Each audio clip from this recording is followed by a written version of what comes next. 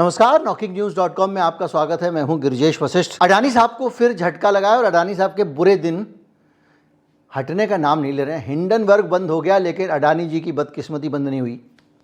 हालत यह है कि बहुत मोदी जी से धक्के लगवा के, मोदी जी से सिफारिशें लगवा के, वहाँ के बिजली विभाग पे राष्ट्रपति से दबाव डलवा के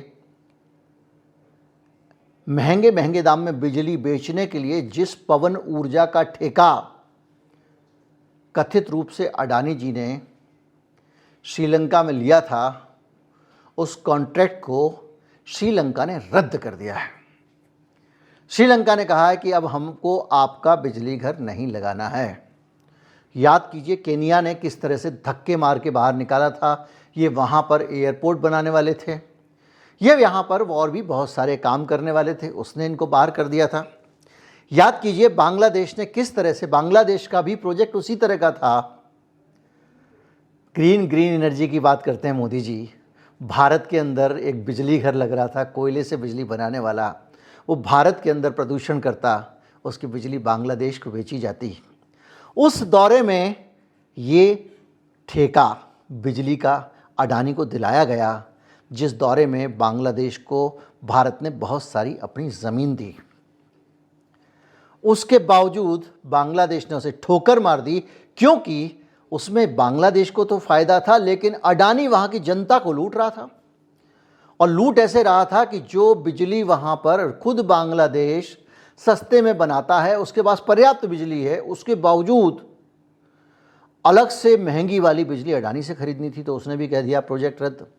अभी दिक्कत इसमें एक और भी है, वो ये है कि हो सकता है कि ये इतना आसान ना हो, क्योंकि अडानी साहब अपने जितने भी कॉन्ट्रैक्ट साइन करते हैं, बनाते हैं, उसमें इतनी शर्तें लगाते हैं कि सालों साल तक इन देशों को हर्जाना भरना पड़ जाए सिर्फ अडानी से हाथ खींचने के कारण। लेकिन वो एक लीगल और टेक्निकल चीज़ है।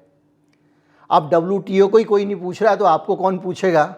संयुक्त राष्ट्र को पूछने को तैयार नहीं है ट्रंप, तो आपको कौन पूछेगा? आप दौड़ते रहिएगा। बहरहाल ये अडानी को एक झटका। और दूसरा झटका, एक प्रोग्राम में मैंने आपसे हल्का सा जिक्र किया था, जिसको हर जगह छिपाया जा रहा है। वो झटका है ट्रंप के कारण, क्योंकि ट्रंप ने जो एक नया कानून के लायक नया आदेश जारी किया, उस आदेश के तहत जो पेरिस का जो क्लाइमेट का समझौता था, दुनिया भर में पर्यावरण का जो समझौता था, उस समझौते को ट्रंप ने डंप कर दिया। उस समझौते के तहत दुनिया में सबको ग्रीन एनर्जी की तरफ जाना था।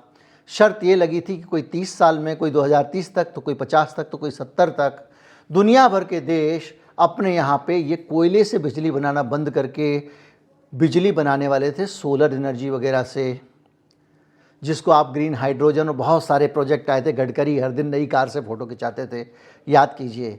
बहुत हल्ला हुआ ग्रीन का। उस ग्रीन के हल्ले में दिक्कत ये आई कि जो यूरोप के देश हैं, उनके यहाँ उतनी धूप नहीं होती है, तो वो उतनी बिजली बना नहीं सकते थे। तो हमारे मोदी जी ने कहा वन अर्थ वन ग्रिड और वन पावर, ऐसा कुछ इन्होंने बनाया एक नियम। और वहाँ पर उस वक़्त जो प्रधानमंत्री था बोरिस जॉनसन, उसके साथ सेटिंग की। बोरिस जॉनसन इंडिया आया। गुजरात में मोदी जी का जो बुलडोजर वाला जो एक प्लैंक है, उसको प्रमोट करने के लिए बुलडोजर पे खड़े होकर फ़ोटो खिंचवा रहा है बोरिस जॉनसन। उस बोरिस जॉनसन को अडानी जी से मोदी जी ने मिलवा दिया, और ये फैसला हुआ कि अडानी जी भारत में बिजली बनाएंगे और बोरिस जॉनसन को देंगे। भारत में बिजली कैसे बनेगी? खेत के अंदर सोलर पैनल लगेंगे, जंगलों के अंदर सोलर, मतलब जहाँ जहाँ पे लग सकता है, रेगिस्तान में, खेत में, भारत भूमि है, यहाँ पे बनेगी बिजली, जाएगी इंग्लैंड को। अडानी जी की पौ बारह थी। अब इस ट्रंप के आदेश के बाद अडानी जी की उस ग्रीन एनर्जी की खपत पे भी सवाल खड़ा हो गया है। और हो सकता है कि अडानी जी को ये जो झटका लगा है, श्रीलंका वाले से शेयर गिरे हैं, अब ये भी हो सकता है कि ग्रीन एनर्जी का उनका जो पूरा प्रोजेक्ट है, उसके लिए उनको ग्राहक ढूंढने पड़ जाएं, और वो ब्रिक्स देशों में कुछ संभावनाएं तलाशें मोदी जी के माध्यम से। लेकिन वहाँ पर भी काम आसान नहीं होगा। क्यों? क्योंकि ब्रिक्स के अंदर रूस जैसा देश है जो फॉसिल फ्यूल यानी कि डीजल पेट्रोल के पक्ष में है। खनिज तेल के पक्ष में है, वो कतई नहीं चाहेगा कि इसको वाइप आउट कर दिया जाए। बाइडेन का जो प्लान था वो तो रूस को बर्बाद करने का ही था, अरब देशों को बर्बाद करने का ही था कि हम प्राकृतिक तेल की खपत के ऊपर से निर्भरता ख़त्म कर देंगे, तो फिर ये देश जो है अपने आप कमज़ोर हो जाएंगे। लेकिन ट्रंप ने मामला उलट दिया है। मैं आपको बता चुका हूँ कि ट्रंप की प्रतिबद्धताएँ थोड़ी दूसरी तरह की हैं, ये अलग तरह का वर्ल्ड ऑर्डर बनाने चले हैं। तो उस सिचुएशन में अडानी जी के लिए सबसे बड़ी और ख़तरनाक खबर ये होने वाली है कि इनके ग्रीन एनर्जी के बिजनेस का भविष्य अनिश्चित हो गया है। अडानी ग्रीन्स को लेकर कुछ दिक्कतें आने वाले समय में और आ सकती हैं, और श्रीलंका ने जो आज इनका ठेका रद्द किया है, ये खबर अपने आप में बड़ी खबर है। एक जो अधिकारी है श्रीलंका का, उसके हवाले से एसेंट फ्रांस प्रेस करके एक इंटरनेशनल न्यूज़ एजेंसी है, उससे खबर ये जारी की गई है, जिसमें कहा गया है कि बिजली खरीद समझौते को रद्द कर दिया गया है। पूरी परियोजना की अब समीक्षा करने के लिए कमेटी बना दी गई है, और ये इसलिए किया जा रहा है कि इसके कारण श्रीलंका में भी पर्यावरण के गंभीर संकट खड़े हो गए थे। मोदी जी के दबाव में लगा तो दिया गया था, लेकिन ऐसी जगह ये लगाए गए थे प्लांट जहाँ पे समुद्री जनजीवन जो है वो खतरे में आ गया था, पूरी इकोलॉजी गड़बड़ाने वाली थी। बड़ी संख्या में एक्टिविस्ट दुनिया भर के इस पे चिंता व्यक्त कर रहे थे, प्रदर्शन कर रहे थे, और उसके बाद ये हुआ था।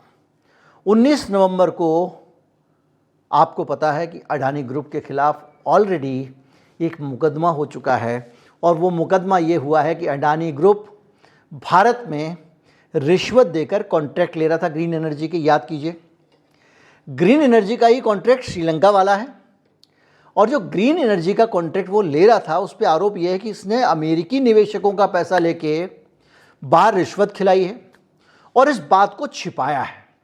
ये केस परफेक्ट केस है जो श्रीलंका के ऊपर भी लागू होता है।